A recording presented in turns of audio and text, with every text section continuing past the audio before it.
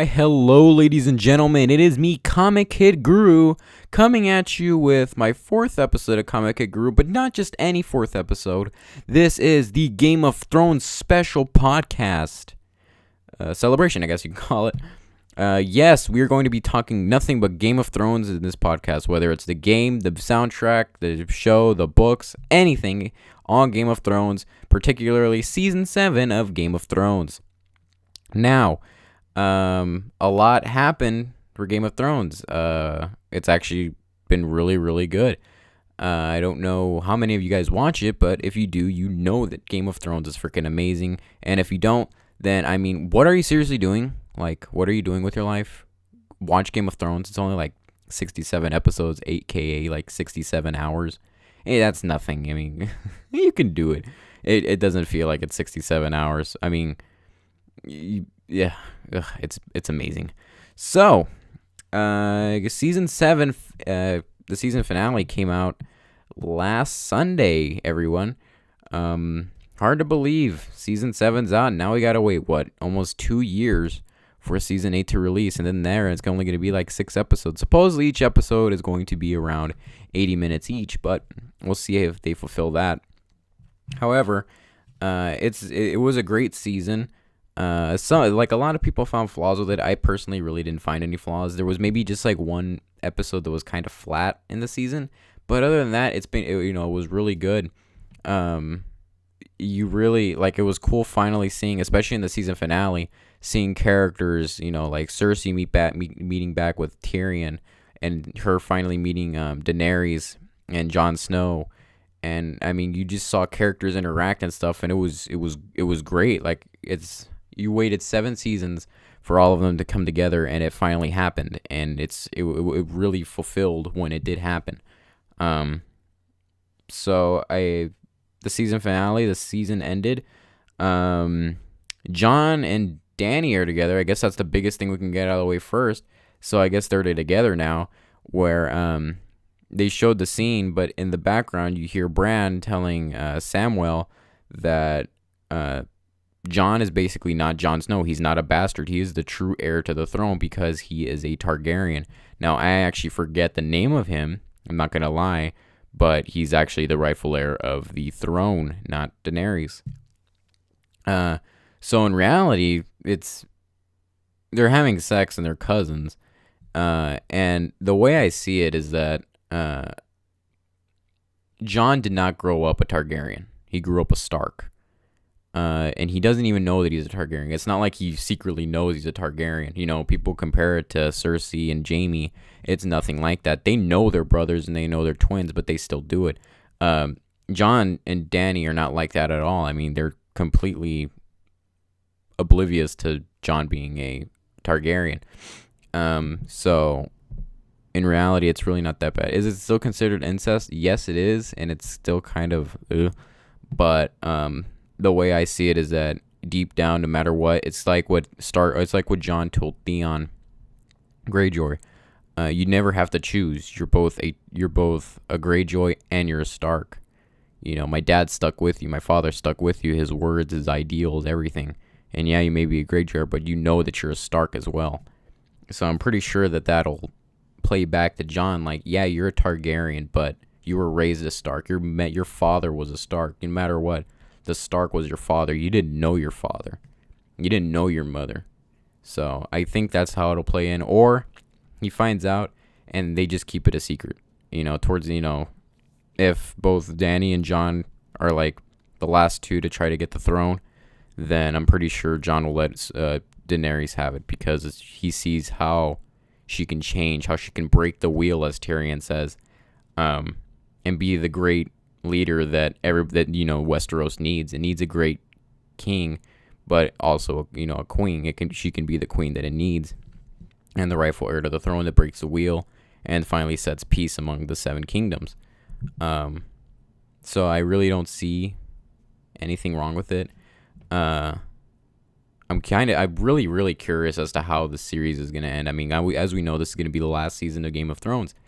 And it's only 6 episodes, so it's got to end. I hope it ends well.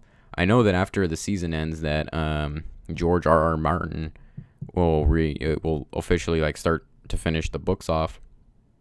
But I know his sixth book, Winds of Winter, is coming out.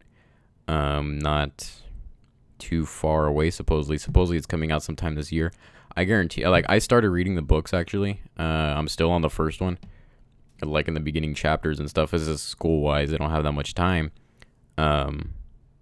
So, and in fact, actually, after I finish the podcast, I'm gonna go ahead and go read some of it.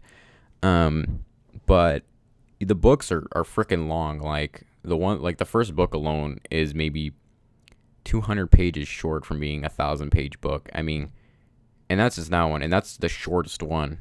So you're looking, each book is probably honestly 1,000 pages each.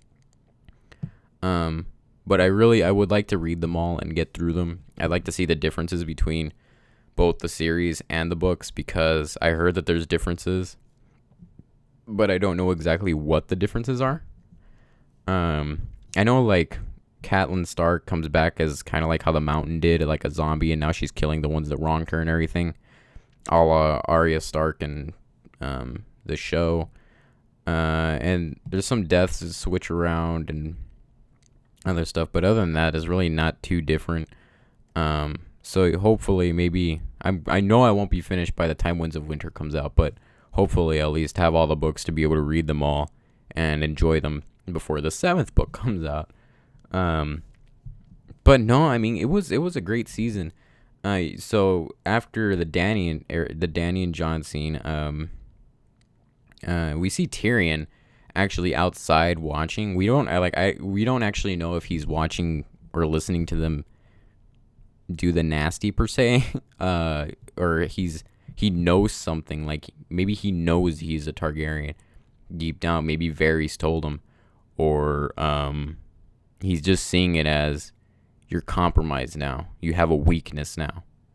Dany didn't have a weakness before. Jon didn't have a weakness before, and now they have a weakness, and that could be very, very problematic, especially when your sister is Cersei Lannister. And speaking of Cersei Lannister, Jaime finally ditched her ass. Like, he finally, I guess, saw the light and realized, yeah, we have a war going on here, but that's not the important thing. There's literally hundreds of thousands of them coming, the 100,000 of White Walkers coming to Westeros. He's setting up his thing, and I mean, he just walks off. Cersei literally says, "No one walks away from me," and she's like been planning this entire thing, because she basically told him, there was like a meeting, and she told him that we'll help out and stuff. And after, like, I won't be here in the south while you're out there fighting in the north. I'll go and fight with you in the north, and so on and so forth. So you think, like, oh, wow, maybe she finally saw it. But you still know she's up to something. I mean, it's Cersei. She's obviously going to be up to something. So, it finds out that she is. And Jaime's, like, lecturing her, like, saying, this is the bigger deal. Who honestly cares about the Iron Throne? There won't be an Iron Throne if these White Walkers come through. And that's just something that Cersei doesn't realize, and Jaime does. And Jaime basically leaves the Kingsguard and goes to the north. So that should be pretty cool. What else? Finally, now this was kind of a, I guess you could say, bittersweet moment. A very bittersweet moment. Throughout this season, Littlefinger has been trying to get, basically with Sansa, and he's been trying to separate Arya and Sansa. Now, he's doing this by, like, placing the note that Sansa was to write Robb Stark. And what else? Like that. And then, Arya confronted Sansa. Then there was a whole thing between them. Really good conversations, by the way. Arya's not one to be messed with. But you have, like, he's been trying to, like, manipulate and everything, and he knows what he's doing, and he's doing it on purpose. He's a manipulator. That's what he's always been in the show. Anyways, but that's all he's been doing throughout the season, and then he finally thinks he got Sansa, Like, I finally convinced her that Arya is evil. You got to stop her. She's going to try to overthrow you. He's like, you say she can kill anyone and become anyone. Yes, then maybe she can kill you and become you. And of course, like you believe that Sansa believes it, and then she calls like a jury meeting, and you think it's all about Arya, and then boom, turns. They flip the script, and it turns out that she knew that Baelish was doing something all along. Well, not all along, like she says. I'm a slow learner, but I do figure out things, and she figured it out, and sentenced Littlefinger to death. It's you hear that how he's the one basically that started the war against the Seven Kingdoms. It was his fault Baratheon died, that Robert died. It was his fault that Joffrey became king. I mean, there's just too many things. It was all his fault. And I mean, Arya just goes swiftly, slits his throat, and then goes back. But it was a bittersweet moment seeing him go, because he was such a three-dimensional character. He was a wrong character. You saw all his sides, and he really was a great manipulator and a great character of the show, and an amazing villain. I mean, he was just great. I mean, for 7 seasons, you were basically putting up with his crap and seeing him manipulate everybody and stab them in the back immediately and playing literally everybody. He was, I would say, next to Cersei, he's the best at playing the Game of Thrones. He was almost there. But it was great to see him die because of that reason also.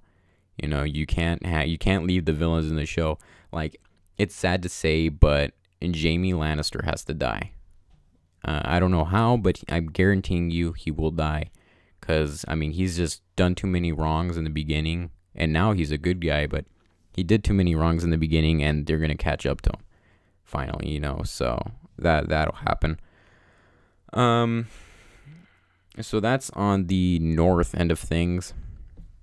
Actually, that's not on the north end of things. So, what else happened in the finale? The White Walkers broke down the wall. The wall is broken. And they're coming. They're marching south now. They're past the wall. In the previous episode, Jon and a group of others went out to get a White Walker to bring back to the King's Landing, to show the Lannisters that, hey, you know what, there's a bigger deal going on than this, and we need your help, and try to unite everybody and make like a small truce. So they do that, and then, I mean, they get pinned down at one point. I mean, they're surrounded by 100,000 of these things, of these White Walkers, and they're on like a lake and stuff. Anyways, they start getting overrun, and then Dany comes in and saves them with the dragons. But while she's getting everybody on, Jon's like making a distraction. He's like holding off the White Walkers and stuff.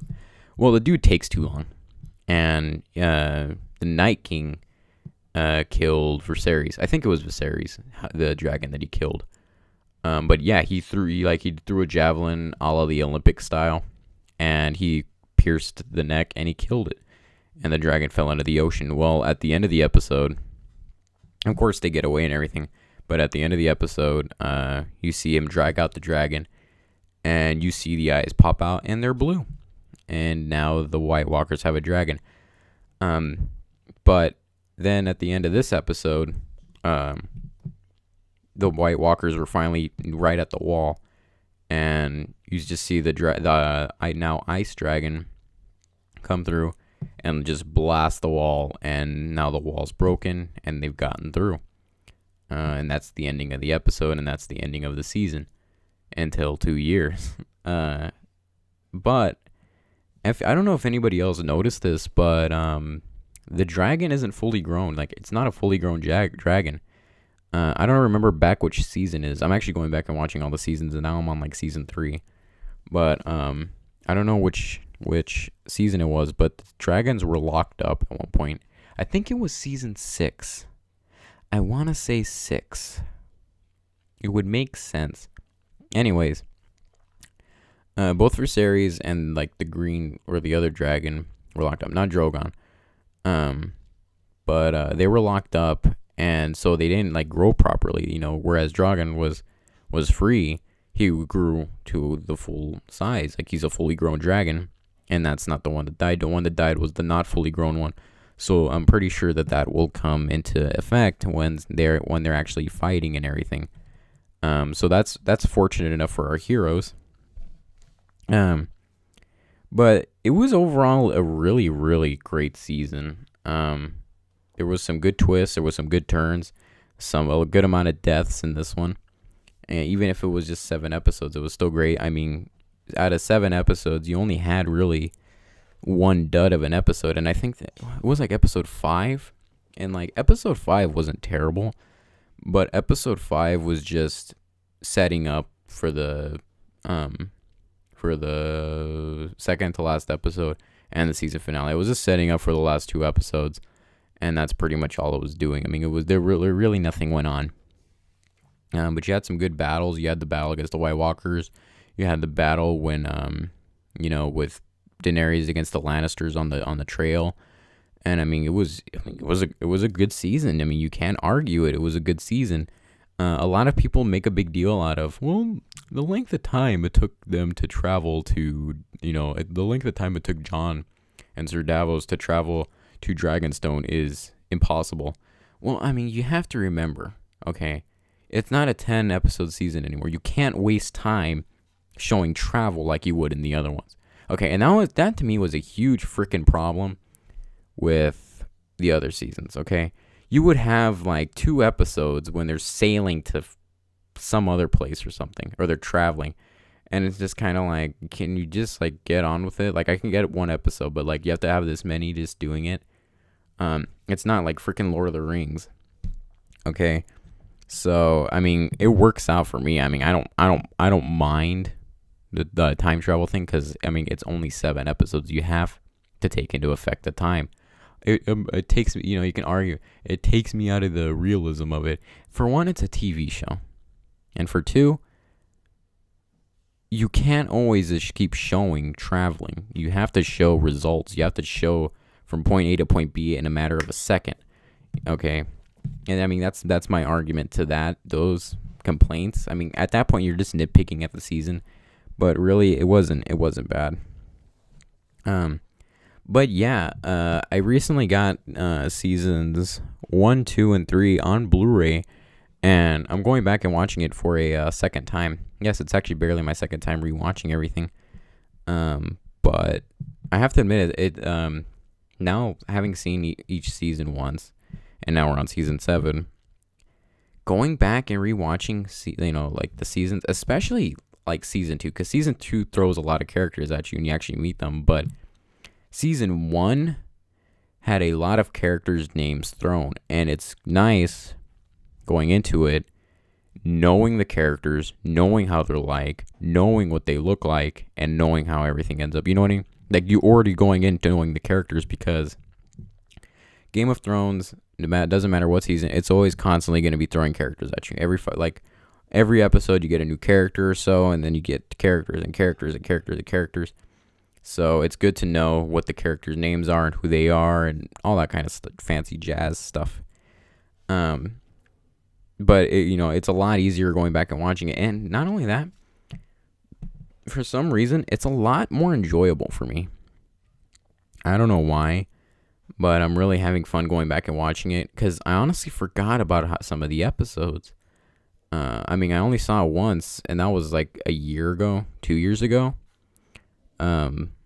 And I never went back and rewatched episodes, and I did that, and I've been doing that, and I mean, it's been great, because there's a lot of like small fight scenes that I forgot. There's a lot of amazing interactions that I honestly forgot about, like the interaction between Robert Baratheon and Cersei Lannister about how they don't really love each other anymore. What's the greater number, 5 or 1? One united army, it's 1. Okay. That's such a great scene, and I honestly forgot about it. But I mean, it's the Blu-rays are honestly really packed full of content. Like, let's say you don't have time to read the books, so you don't, or like anything, and you don't have time to really go deep into the lore of Westeros, but you really want to. You hear like the Robert's rebellion and all these different things, and the Mad King's rule, and all these different like eras and stories and everything. in the show, but you don't read the book, so you don't know. The Blu-rays come with the complete guide to Westeros thing, and what it is that it shows there's like different chapters and stuff, and different sections, like Robert's Baratheon, what the tree gods are, the Lord of Light. It shows you the different things, and it'll show you like their origins, what happened, and it's like a little story. And you don't just read it, like you can read it also, but it shows like a play-by-play, like in the beginning of like mystical movies and stuff, whenever they do the drawings, and then they like you have a female voice like doing an overture of the story. That's basically how it is, and I haven't sat through all of them, but that's really cool. And there's some good makings in there. I don't know. I don't think there's any like gag reels or anything, but like it's they're pretty packed full of nice goodies if you're into that kind of stuff. And not only that, okay, but I going back and rewatching it, I like the Game of Thrones soundtrack before, right? Okay, I had like downloaded like the main theme, and Winds of Winter. Those were like the only two songs that I had downloaded. Okay. Now going back and watching it, I found a lot more good music, a lot more good tunes, and I found that I really like the soundtrack. Like it's a very well made soundtrack. It sounds, and there's nothing in it that doesn't sound like at that era that it's supposed to be in or anything. So it's really, really good. And recently I got, I only have like one full soundtrack. I have the season 6 soundtrack on vinyl actually. And like the book, I still have yet to actually hear the whole thing because school and time, I just don't have it all. It's like an hour and a half, and I just want to listen to it in completion and indulge and enjoy, because that's how I like listening to my vinyls. So, it's a really, really made one. But the soundtrack is great. It's, I don't know how to pronounce his name. Ramin Djawadi. I don't know. It's ramen noodle. I don't freaking know the guy's name. I don't know how to pronounce it.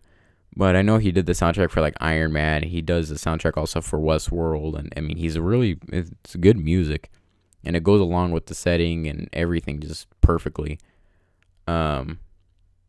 So it's been great, like listening to the music. Like I jam to that now. After school, I put on my headphones and I walk to the bus listening to that music, and I'm like, kneel before me. You know what I mean? Here comes the King of the North, or technically in my case, the King of the South. But it's I've been in this just giant Game of Thrones mood, and I love it. The show was great. The season was great. Going back and rewatching the show was great. The soundtrack is great. And now going back, and finally reading the book, the book is just full of good content. Like it's just full of stuff. Like you actually find out that maybe Dany and Jon's relationship can get justified because, literally in the first couple pages, you find out that the Targaryens would marry their siblings. It wasn't uncommon. In fact, Dany was actually already thinking that she would marry Viserys. So it's not uncommon. Granted, they're not brother and sister; they're cousins, but it's still the same thing. I'm not gonna say the word anymore, but it's still okay. Fine, it's still incest, no matter what, and it's still part of the Targaryen thing. Like it's not uncommon. But there's some good things in it. There's a map to Westeros in it, and it actually shows you how far everything. So if you don't have like a map to Westeros poster or anything like a lot of people probably have, then it's something cool to look at, because then you see, okay, so then this is how far Dragonstone is to King's Landing, and this is how far King's Landing is to Eastwatch. So then you can plot out somewhat, like if you're going back and watching the season, the time it took to travel everywhere. And it's really cool that they include that to do so. That and it really helps when reading, because then you hear about all these broken down castles or all these areas and stuff, and so you're like, where the hell is everything in relation to everything? And so you just go to the book, and then there you go. You can go ahead and read it, and relate it. So that's pretty cool. But no, the books are freaking long. Like, if you want to read the books, they have the 5 books for like $30 on Amazon. I would not recommend getting that yet. I would recommend getting the first book. It's only like $8 on a paperback. Getting it, reading it, and if you enjoy it, then getting the rest. Like, that's what I'm deciding to. That's what I decided to do. Instead. So I'm gonna, because I mean, no matter what, it's a long book. It's gonna take me a while to finish it. Like, I guarantee it could probably take me the rest of the year to finish it, if not longer. So I'll have to see. I'll have to see how it is and everything. So, but I mean, it's a good book so far. You got to be into like the mystical and fantasy stuff. Like, it's like the same thing as the show. You got to be into that. Although the show's paced so much faster than the book. I mean, the show, season 1, the beginning is great. It's amazing. And then, not that the episodes are bad, but the other episodes are somewhat slow burners. Okay, it's all build up. And then, yeah, the latter half of the season is when it picks up really good. And that's how it's basically to be in the book. Now, you're going an hour-long show, 10 episodes, 10 hours, versus 800 pages. The build-up's going to be long. There's going to be a lot of detail in there that you don't get in the show. There's going to be a lot of backstory in there that you don't get in the show. And there's going to be a lot of characterization in there that maybe you don't get in the show. I'm just saying that out of pure thought. I'm not saying it's true or not. But we'll see, boy. So, Game of Thrones is just absolutely amazing. I love watching it and everything. You know, hopefully by the time that season 7 comes out on Blu-ray, I will already have gotten seasons 1 through 6. I need 3 more seasons. And then, yeah, when the season comes out, I can buy it and watch it and special features and everything and love it. Because I love Game of Thrones. Okay. Now, for the longest time, my favorite show on TV was The Walking Dead. Okay, I love The Walking Dead, but this past season of The Walking Dead, terrible. Whereas Game of Thrones, there's not really a bad season. Granted, you have season 5, and season 5 was pretty bad. I mean, you have all the thing with the sparrow and Cersei getting mistreated by the sparrow and their priests or whatever, and the nuns. I forgot what they're called, the sisters. But, I mean, you have that. Then you have the whole thing with the sand snakes, and that was just so boring. And then you have Daenerys. I think Daenerys is like in the middle of nowhere, walking through a desert for like half the season, and the other half of the season's good. But I mean, it's just that was a chore of a season to get through. A chore, But you finally, and that's when Tyrion and Dany finally meet, and all those start coming together. And I mean, that's cool. But guess when that happens? Latter half of season 5. I mean, it's a real big pain to go through, and I'm warning anybody, if anybody's watching this and is thinking about getting into Game of Thrones. First of all, I just spoiled a whole bunch of stuff for you. Okay, I'll definitely put in the beginning of this video that watch out, there are spoilers in this. But you gotta be prepared for some long hauls. Okay, you gotta be in it for the long haul. If you think that right from the start it's gonna be fast paced, you're going to love every episode, you're going to understand it fully and everything, you're mistaken, okay? You'll understand what's going on, but there's still so much that you won't understand, that you won't know, that you won't realize. That, I mean, it's great, even for newcomers now. I would have, without a doubt, Game of Thrones is the best show on television. Without a doubt. You can't beat it. It surpassed The Walking Dead, and The Walking Dead was on top for so many years. And then season 7 of The Walking Dead came out. And there won everybody's views. Including, I'm still going to be watching it, but this is not Walking Dead. But Game of Thrones is amazing. I'm trying to get my friend into it, my friend Amanda. By the way, shout out to Amanda if she's actually listening to this. You're badass. But you better be watching Game of Thrones. After this, you better watch Game of Thrones. If you're not watching Game of Thrones, I'm going to be mad. And not only her, but any of you. If any of you are listening to this and you haven't seen Game of Thrones, what is wrong with you? How can you not have seen Game of Thrones? Don't give me none of this "I don't have time" thing, because I guarantee you probably watch shows also. You probably watch The Office on Netflix fully, like I did. You probably watch other shows, binge watch them, and they're probably longer in total than Game of Thrones. Watch Game of Thrones. You're going to love Game of Thrones. Game of Thrones is amazing, and I'm not the only one that thinks that. Obviously, the show speaks for itself. But really, that's pretty much all I have to talk about, everyone. Kind of a short podcast, but I wanted it to be primarily Game of Thrones, and that's pretty much what it was. I really enjoyed actually talking about this. I have to do more like somewhat dedicated episodes. Like, you can definitely expect a dedicated episode once The Last Jedi comes out or Thor Ragnarok. I will gladly talk about that.